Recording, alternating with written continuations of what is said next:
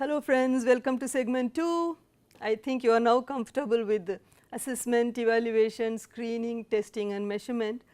Now after going through all of this, you will wonder why screening and who is the one who is going to do the screening. I have been repeatedly saying that teachers are the right person to screen, particularly when it comes to specific learning disabilities. But yes, why do we screen? Let us have a look at that. Number 1, as you could read here, the rule out any other alternative explanations for academic problems. As we said when we saw that matrix, the teacher's screening says yes, the child seems to be having a problem. The assessment shows child does not have a problem. That means the teacher does find something that is not fitting in the rest of the classroom like the other children are learning for this child. So, maybe SLD, whereas the assessment could have found something else, maybe it is a family problem, maybe the child is not getting enough attention at home. I can give you an example. I had this child coming to me suspecting SLD for testing from a very poor family, and one of the complaints in the teacher's listing for referral included she all the time she sleeps in the class, she is not listening, she is not doing any work, and so maybe she is having SLD. Teacher is right, in screening she has picked up something that is not fitting into the classroom situation, therefore she suspected. But when we spoke to the family, we got more details, me and my colleagues, when I say the team. So, we found that this mother works as a housemaid and the father is a rickshaw puller, and this girl about 7 years old has a 2-year-old brother. So, at home she does 7-year-old, cleans up the utensils and feeds the brother. The mother has cooked and kept, gives food to the brother, puts him to looks after him basically.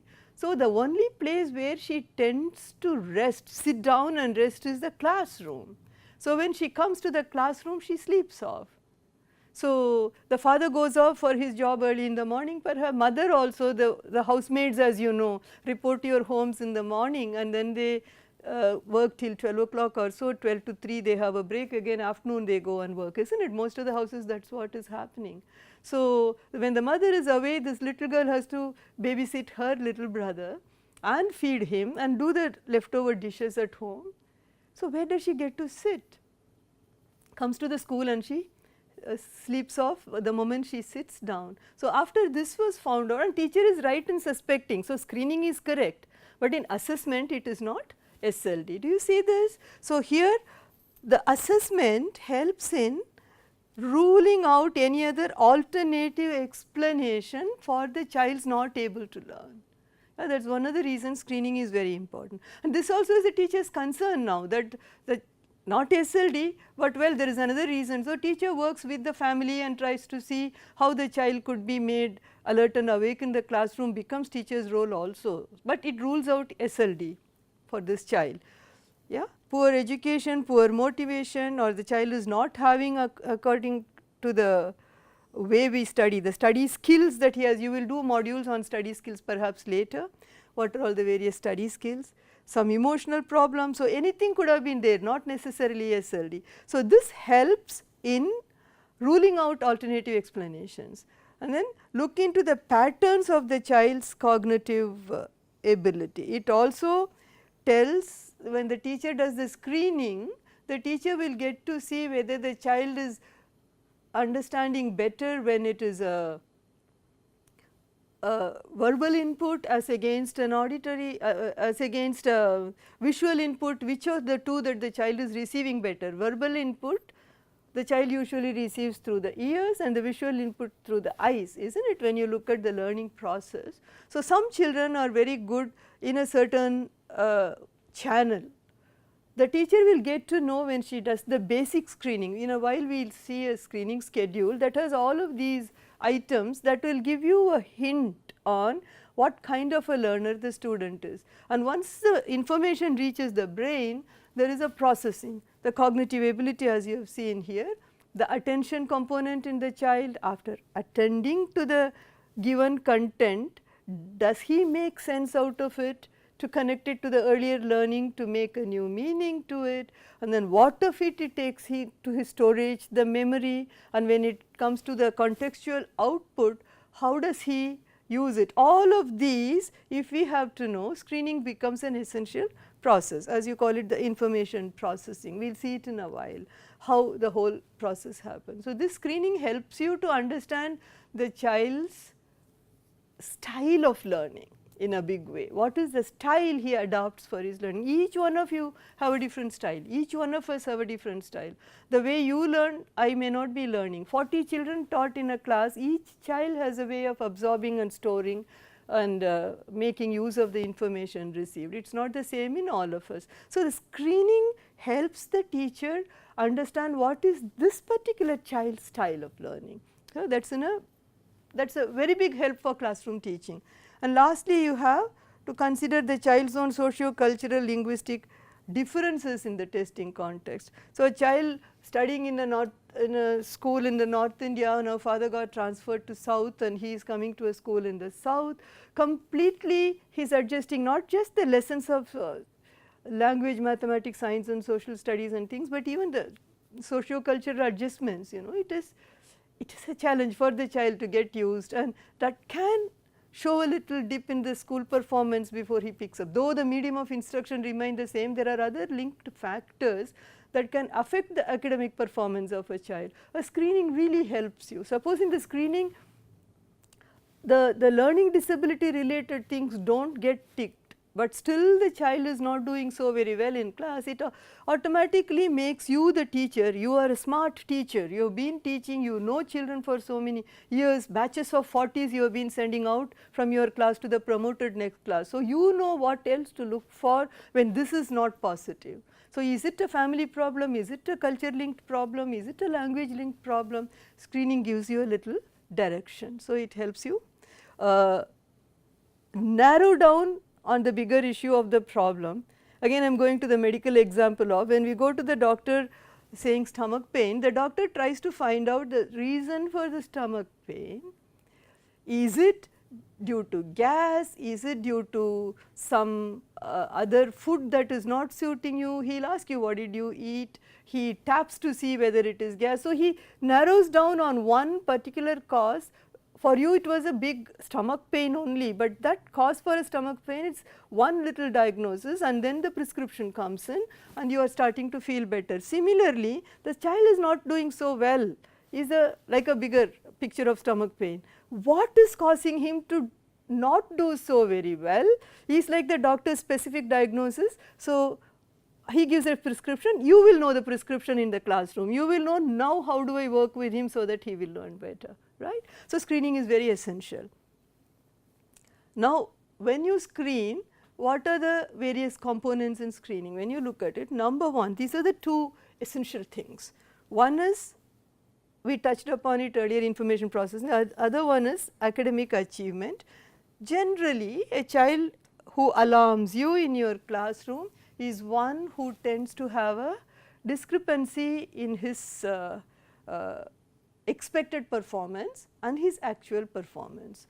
So, what do we mean by that? We need to have in each of the subjects scoring a certain marks that calls him as fitting in the class and doing well in class, doing average in class and manages to pass in class. Some inference you are able to derive from the measurements that you make about the child. So, this academic achievement, when it is below the expected performance, then you start to have your worries about the child, right. Why is he not doing so well? As a teacher you are very concerned about him.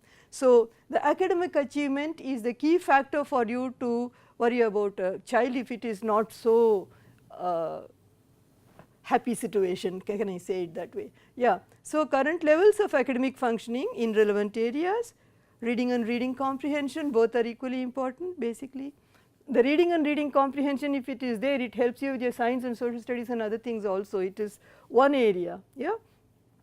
Oral and written language issues and mathematics, mathematics again has the computation as well as the application of mathematics, mathematical computation, mathematical reasoning. So, these are the three areas that generally are the core areas to help us look at the child's problem. So, therefore, in learning, therefore, academic achievement is one, and the second is the information processing as you see on the screen. specific areas of information processing, such as is he an auditory learner, is he a visual learner, how does he receive the information, how does he process the information, how does he store the information, how does he bring it out contextually. Now, let us say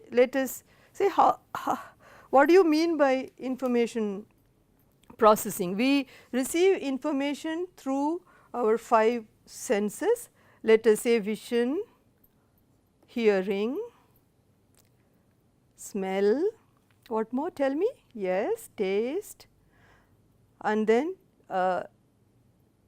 tactile and kinesthetic area. So, vision, hearing, smell, taste, tactile, kinesthetic. So, when the information is received by any of these, what do you do first? You tend to attend, right? So, in classroom situation predominantly it is vision and hearing and your tactile, kinesthetic to a great extent. Even if these organs are in order, if the child is not attending, information is not going further. Just like in the computer, let us call this as a input channel. Yeah. And here this is your, just like the computer, here we have the processing channels. So, in the processing channel, the first one is attention. Children who tend to not attend, this the teacher will be visibly able to make out whether the child is attending or not. Even if the hearing is intact, vision is intact, all other senses are intact, the information is going in, but the child is not attending, there is a block. So, there is further movement is not happening. Okay. Then comes, suppose let us say there is no issues with attention, then he has the next set of processing, that is perception. So, when you say you are perceiving, what do? You receive the new input, relate it to the already stored input relevant to that, try to see whether it is the same or different. If it is different, how is it different from the earlier learnt information, and how is it going to impact you, how is it going to be important to you, and should I store it or not store it, all of those you decide. So, that bit of understanding, it is called understanding. Now, you say yes, I understand. When you say I understand, you have related it to the old information that is stored, the new input that is coming in. Even now as I am talking, many other things you think, oh, this I had already known, oh, this she is telling you, yes, your brain is doing that. So, that is you are perceiving the information, right. So, then the brain decides, if the brain thinks it is important, decides to send it to the memory. So, this whole thing is your processing unit, and specific learning disability in early years had a name called perceptual handicap, because majority of nowadays handicap term is no more used anywhere, but I am talking of the history. It was called perceptual handicap because major problem in such children tend to be in the perception region, that is their inability to differentiate the old information from the new information, the inability to, even the spellings that they tend to have, they perceive the letters differently, the shape of the letter, the size of the letter, the way they hear, they will perceive the word to write. So, when you say cat, cat starts with a k sound, so they may tend to write as KAT, yeah, stuff like that, or class, CLAS, single S or double S, it sounds class. So, he will simply write CLAS or KLAS. So, the perception has a whole lot of things, and that I think I am sure you have other segments that will give you those details of how to go about and remediate that. I am simply saying that this is how it goes. This whole lot, attention, perception, memory is a processing unit, and then comes your output. That output includes language,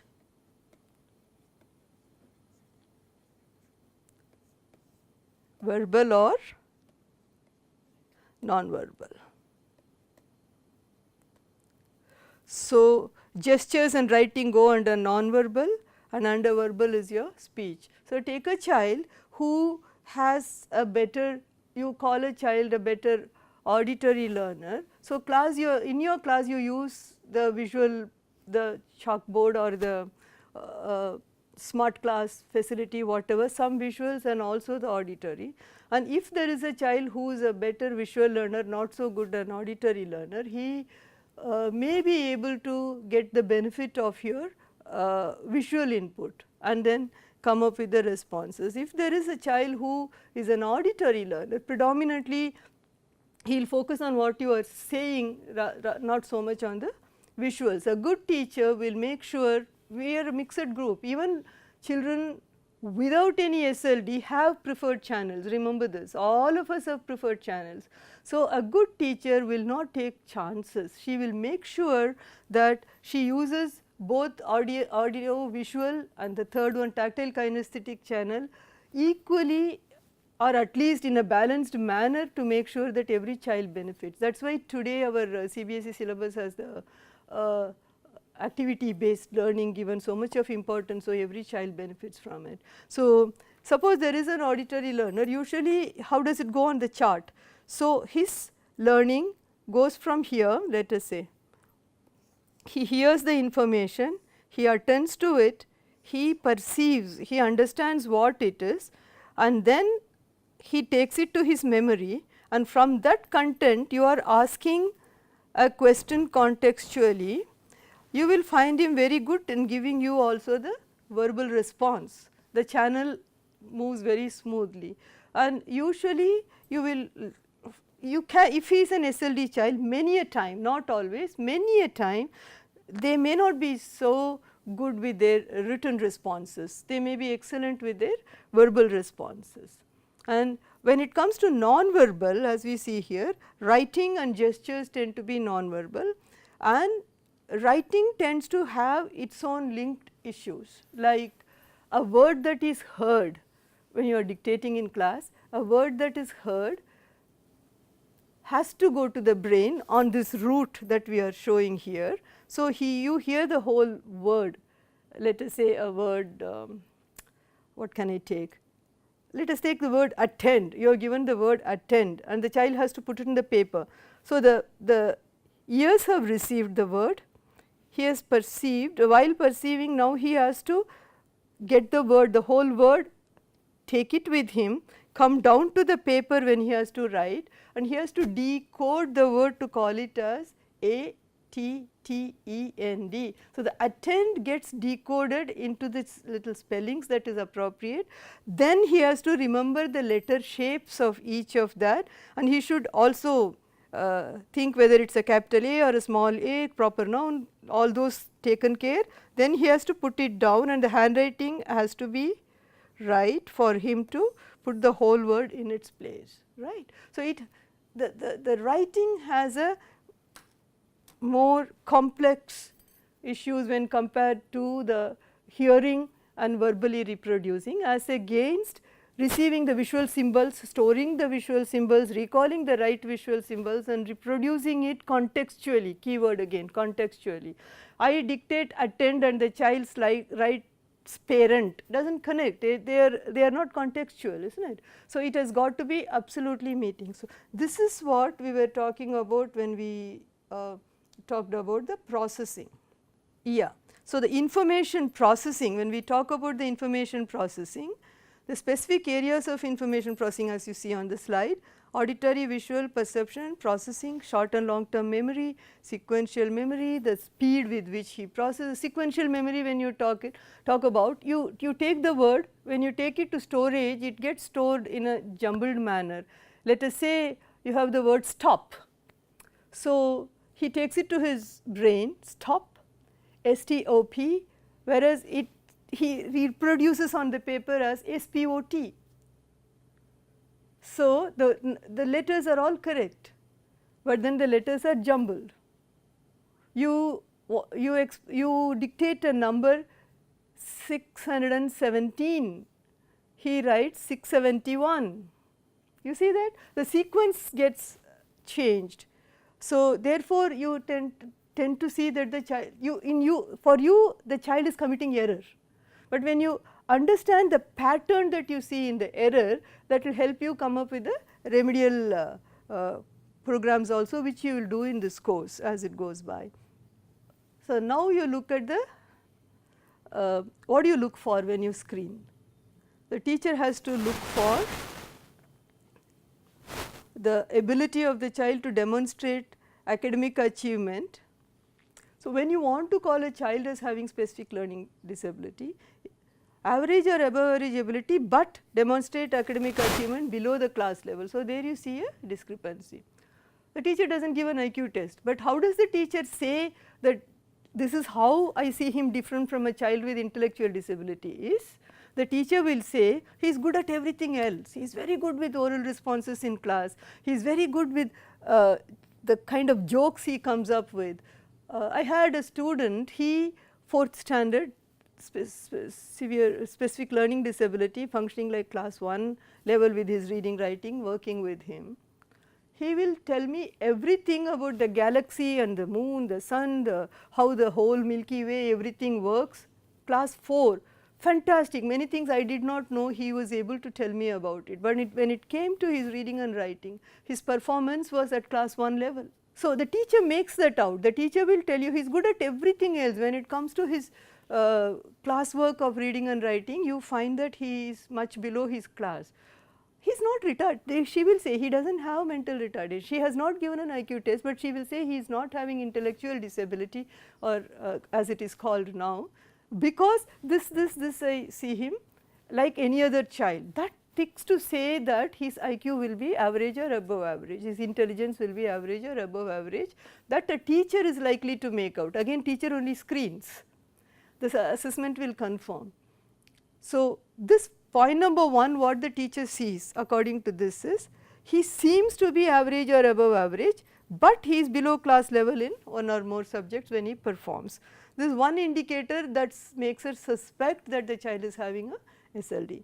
And the second one, he has problem in learning, not due to sensory impairment or socio-economic cultural factors, very important. He is not blind, he is not deaf, he is not having any vision impairment related low vision or partial hearing, his family is good. There is the earlier story I told you, the child had a poor socio-economic condition where she, little 7-year-old, had to do an adult's job in their house without rest. So, does not have any of those socio-economic cultural factors or shifting of school. All of these ruled out, still the child tends to have this below class level performance, your suspicion strengthens. Yeah. Then behavioral manifestations such as impaired attention, memory, organizational skill, you notice these things you find some of the behavioral manifestations that are plus in this child. Either he has poor attention, already we saw on that flow chart, attention is the first one that becomes a block for further learning, or he learns and reproduces immediately. I ask him the same thing, after some time he is not able to bring it back. So, the memory linked issues. Functional memory, it stays, teacher is very happy, you go home today I have taught him how to do the spelling, he got 8 out of 10 with the spelling today, oh good, tomorrow I am going to be very successful, and similar words tomorrow you dictate, he may get 2 or 3 out of 10 to your dismay. So, the immediate memory has been good with this kid, but then his delayed recall tends to, or the short term memory tends to have a problem. Then messed table, organizational skills are poor, he keeps things all over, he bumps into things, because sometimes this motor perception also comes in the way of their learning. You see, when they bump into object, when they get hurt, it is not because they have problem in their legs, but the way they perceive the distance and the movement, they misperceive and can get hurt. Spread out things all over, throw things here, dump things there. So, organizational skills you will find poor, and that also interferes with their learning. So, the third point you see in them, and the first point poor performance you see, but also you think there are reason to think that he is like any other child when it comes to his intelligence, and also he does not have any vision, hearing or other issues. All this a teacher, as a teacher you are going to be able to see in the child and almost infer that this could be the problem in this child, but you cannot diagnose, we will get it confirmed by a diagnostic team. Now, learning disability screening tools, there are a number of screening tools. Many tools can be teacher made, they are not like the standardized tests like an IQ test or a personality test. Many of them can be what you call as criterion referenced testing. A criterion reference testing is one where you set a criteria and to see whether the child is up to that criteria by giving tests in an incremental fashion, and then hook him at a place where he is performing. So, this can be prepared by the teachers. Many of the screening tools are usually made by the teachers, and there are some that are available made by the experts in specific learning disabilities to make the teacher's job easy. 40 children in a class, for this one child I have to prepare the test, I have to test him, it is a lot of work for you. So, make it easy for you. There are a number of tests with guidelines that you are able to use it to suspect the specific learning disability that may be there in this child. You do not say it is there in this child, but these lead you to think that the child can have and refer further. So, this indicates potential but SLD, but cannot provide a diagnosis, right. So, that is why screening does not provide a diagnosis. We keep in mind and we tend to refer the child further. There are a number of, they can be in the form of checklists, they can be in the form of rating scales, they can be curriculum based where class wise tests from class 1 to class 5, let us say, are already made, and then you keep on testing the child to see in which class level he fails, and then you pitch him at that class level and then you continue to work with him. It can even happen with children with specific learning disabilities that in a child say 9-year-old sitting in class 4 and able to do arithmetic at his class level, but his reading could be at class 2 level, his reading writing can be at class 2 level, or English can be at one class level and language can be at another class level. So, the curriculum based assessment tells you, helps you to pitch the child at a particular class level, and for that you have the test itself will have the class level worksheets which you will be able to use. And when you do the testing, you will watch for, as a teacher, the most important thing that you are likely to do is you will focus on consistency and pattern in the error, very very important. The error in these children will have a consistency and a pattern. When you say error, even you and I make error, and in English let us say it is not our mother tongue, many a time we get we start wondering what is the spelling for, let us say accommodation, does it go with double C and double M, double C and single M, single C and double M, yes or no? All of us tend to have, and then we tend to look at dictionary to make sure what is the right spelling. Center to be spent as C-E-N-T-R-E or C-E-N-T-E-R. Yes, we do have, thanks to MS Word, it underlines when we go wrong to highlight so that we tend to correct it. But then yes, so children making error does not qualify him to be an SLD. We need to look at the keyword here is consistently he makes the similar errors and there is a pattern in his error. That pattern tends to tell you, yes, he is processing, the earlier we saw attention, perception, memory. In the processing there is something that leads to this pattern that he is having in his error.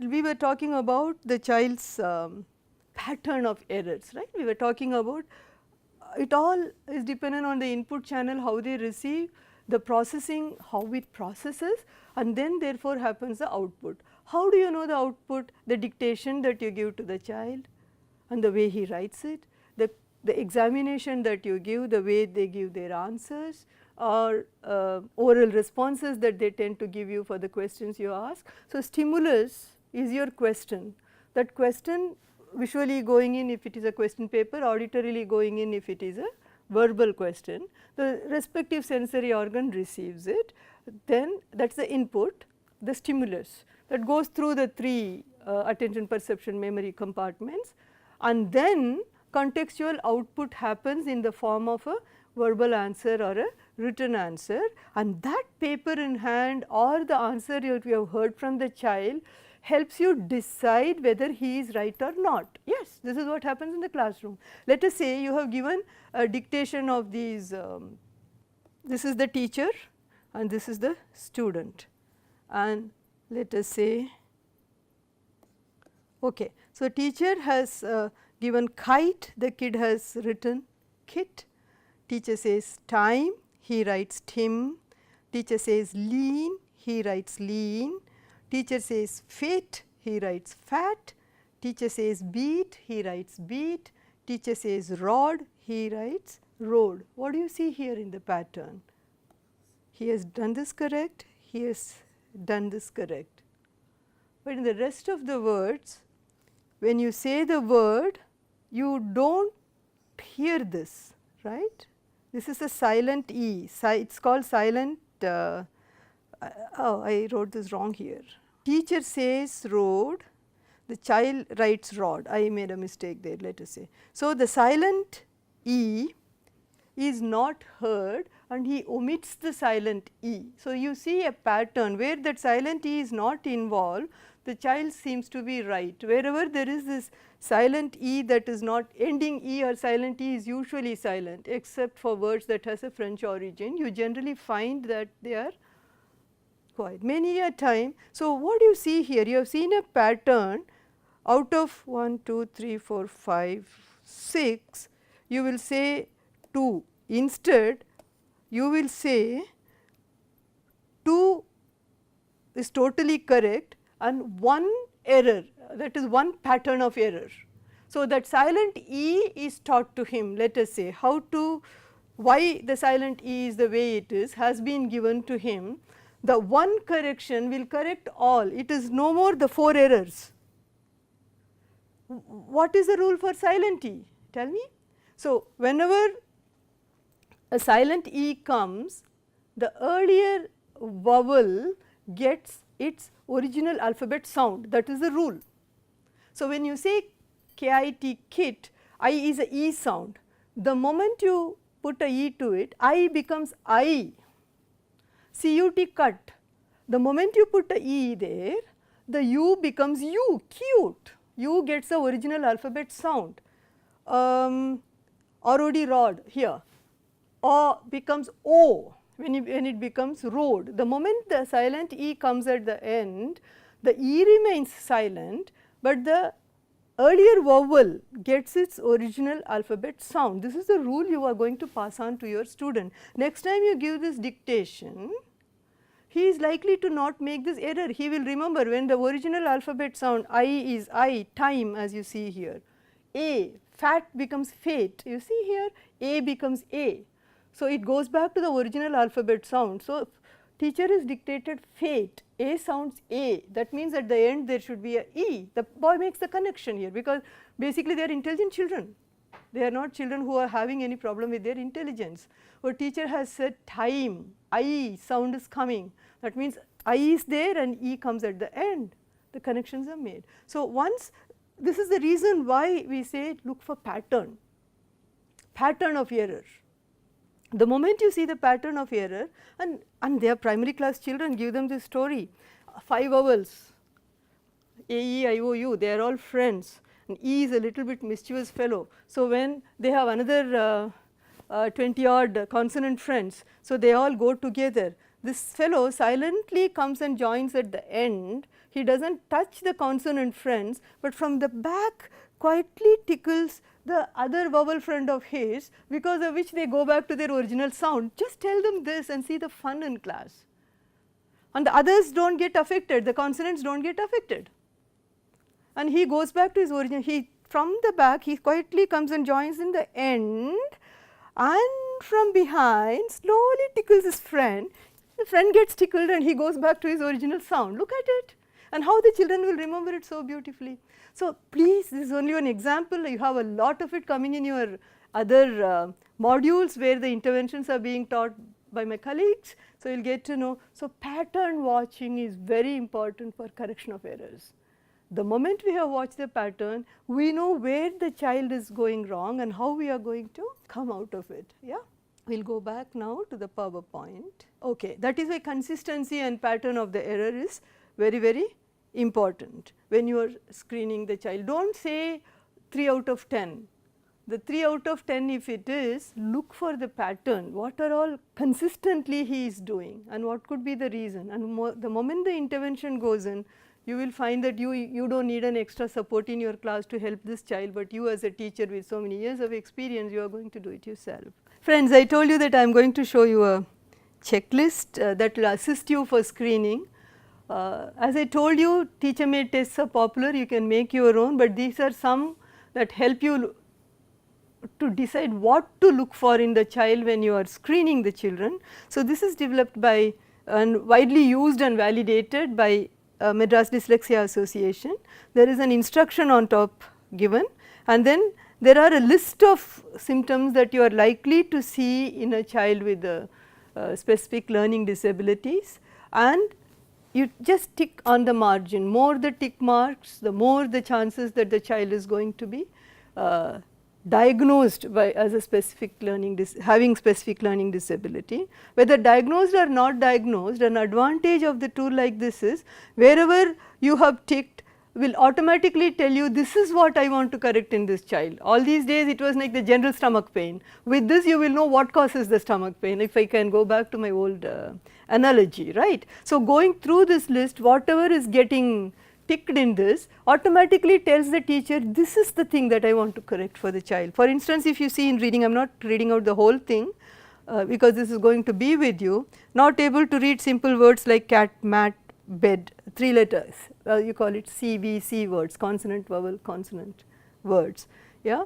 And then you have one confuses verb, tense, may mix up see, saw and seeing kind of words. So, then you have reversals, the stick and circle letters, we have a whole lot of stick and circle letters, children tend to have a difficulty. So, reversal happens because in perception, when they are processing, in perception they see it differently, they perceive it differently, and they continue to have the confusion. So, quite a few children tend to have the reversal issues or M for U, the ones given here are B, D, P, Q, WM is given here, right, N and U, so quite a few of those.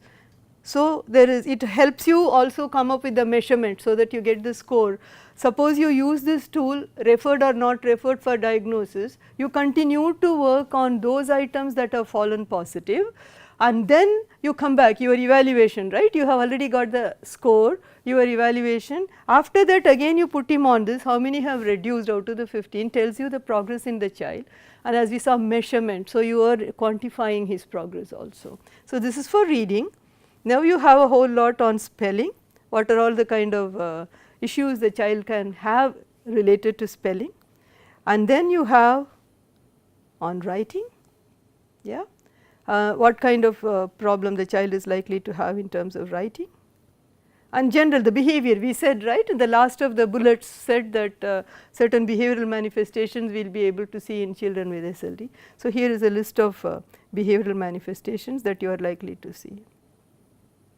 Oh, yeah, general problems, and then the general problems include following spoken or written instruction. Okay, this will generally tell you a visual or auditory learner the child is when you look at this.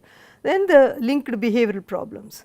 So, all put together it gives you the score and also the recommendation for when to refer, when you can manage in the classroom by yourself by finding out. So, this is one tool, there are a number of tools, there are tools that you can also prepare and work with the child, but this is comprehensive, brief, short, and maybe using it you will find it comfortable for you, and you can develop your own if you wish, but definitely it gives some guideline to the teacher on how to go about when she is confused about why is this child not learning in my class. It gives you a lot of clues. Shall we take a break? Now we will go to the segment 3, and please look at what we have done and how as a teacher it makes sense to you or it makes meaning to you. Then we will see children little older what kind of problems they are likely to face. Take a break.